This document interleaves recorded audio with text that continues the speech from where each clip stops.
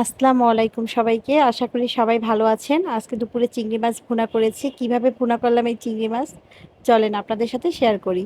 আজকে আমি একজনার পরিমাণে চিংড়ি মাছ নিয়েছি। আপনারা চাইলে আরও বেশি নিতে পারেন। প্রথমেই লবণ আর হলুদ মাখিয়ে নেব আর একটু মরিচের গুঁড়া।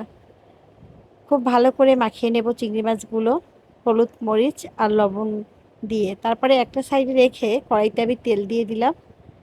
যখন তেল গরম হয়ে যাবে তখন ওই মাখানো যে চিংড়ি মাছগুলো আমি সেই চিংড়ি মাছগুলো দিয়ে দেব। একটা একটা করে চিংড়ি মাছ দিয়ে একটা পাশ যখন ভাজা হয়ে যাবে চিংড়ি মাছের, তারপরে আমি অন্য পাশটাও লাল করে ভেজে নেব।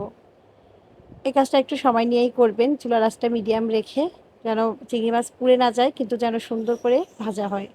একটা সাইড ভাজার পর অন্য সাইডটাও আমি ভেজে নিয়েছি। আমার চিংড়ি মাছগুলো একদম ভাজা হয়ে গেছে। এবার চিংড়ি মাছগুলো আমি একটা বাটিতে উঠিয়ে নেব। এভাবে চিংড়ি মাছ ভুনা করে দেখবেন, আশা করি ভালো লাগবে। যেহেতু আপনাদের ভাইয়া চিংড়ি মাছ আর ইলিশ মাছ ছাড়া অন্য কোনো মাছ খায় না, তাই আমরা যখন বাসায় অন্য কোনো মাছ রান্না করি তখন তার জন্য এইভাবেই চিংড়ি মাছ ভুনা করি। এবার আমি দিয়ে দিলাম ওই একই তেলে পেঁয়াজ বাটা। পেঁয়াজ বাটাটা একটু কষিয়ে নেব। তারপর দিয়ে দিলাম কাঁচামরিচ, মাঝখান থেকে কেটে নিয়েছি সেটা দিয়ে দিলাম। সেটা দিয়ে আবারও একটু ভেজে নেব। পেঁয়াজ কাঁচামরিচ একটু ভালো করে লাল করে ভেজে নেব, যেন সুন্দর একটা সুঘ্রাণ বের হয় সেই পর্যন্ত ভেজে নেবেন। তারপরে এখানে কিছুটা লবণ দিয়ে দিলাম। দিয়ে দেব হলুদের গুঁড়া, সামান্য একটু হলুদের গুঁড়া দেবো আধা চামচের মতো। তারপরে এখানে দিয়ে দেব মরিচের গুঁড়া, মরিচের গুঁড়া আধা চামচ দিব। তারপরে এখানে আমি অ্যাড করব, এখানে দিয়ে দিলাম কিছুটা নারকেল বাটা। নারকেল বাটা দিয়ে এভাবে চিংড়ি মাছ ভুনা করলে অনেক বেশি মজা হয়। সামান্য একটু রসুন বাটা দিয়ে দিলাম, সামান্য একটু আদা বাটা, অনেক পরিমাণে কম দিয়েছি, একটু জিরা বাটা আর সামান্য একটু দিয়ে দেব ধনিয়া বাটা। এবার সব কিছু খুব ভালো করে নেড়ে চেড়ে কষিয়ে নেব যতক্ষণ না পর্যন্ত মশলার গন্ধ দূর না হয় এবং সুন্দর সুঘ্রাণ না বের হয়, ততক্ষণ পর্যন্তই আমি কষিয়ে নেব অনেকটা সময় নিয়ে ধৈর্য সহকারে। কষাতে কষাতে যখন উপরে তেল বেশি উঠবে তখন আমি আবারও একটু পানি দিয়ে আবারও মশলাটা কষিয়ে নেব। এই কষানোটা 2-3 বার করবেন, তাহলে চিংড়ি মাছটা খেতে অনেক বেশি মজা হবে। আমি 2-3 বার পানি দিয়ে এভাবে মশলা কষিয়ে নিয়েছি। একদম মশলা থেকে এখন সুন্দর একটা নারকেলের স্মেল পাওয়া যাচ্ছে। এখন আমি এখানে কিছুটা গরম পানি অ্যাড করব।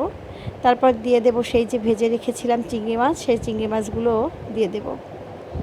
খুবই মজা হয় এভাবে চিংড়ি মাছ ভুনা করলে, খুবই অল্প উপকরণে খুবই সহজে এভাবেই চিংড়ি মাছ ভুনা করে নিতে পারবেন বাসায়, কোনো ঝামেলা নাই। চিংড়ি মাছগুলো দিয়ে আবারও সব কিছু নেড়েচেড়ে একটু মিশিয়ে দেব চিংড়ি মাছের সাথে। আপনারা চাইলে এই একই রান্না অনেক বেশি পরিমাণে চিংড়ি মাছ নিয়েও করতে পারেন, মশলা একটু বাড়িয়ে দিবেন। ঢাকনা দিয়ে অনেকক্ষণ রান্না করেছি।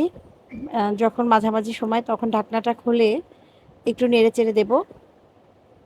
সব কিছু একসাথে নেড়েচেড়ে মিশিয়ে নেব চিংড়ি মাছের সাথে মশলা।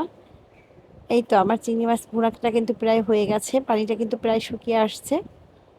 এভাবে চিংড়ি মাছ ভুনাটা অনেক বেশি মজা লাগে, আমাদের বাসার সবাই খুব পছন্দ করে, নারকেলের সুন্দর একটা সুঘ্রাণ থাকে। বাসায় এভাবেই ট্রাই করি সবসময় চিংড়ি মাছ ভুনা করতে। আপনারা এভাবে ট্রাই করতে পারেন, আশা করি ভালো লাগবে। সহজেই রান্না করে ফেলতে পারবেন। এই রান্নাটায় কোনো ঝামেলাও নাই আর খেতেও অনেক বেশি টেস্টি।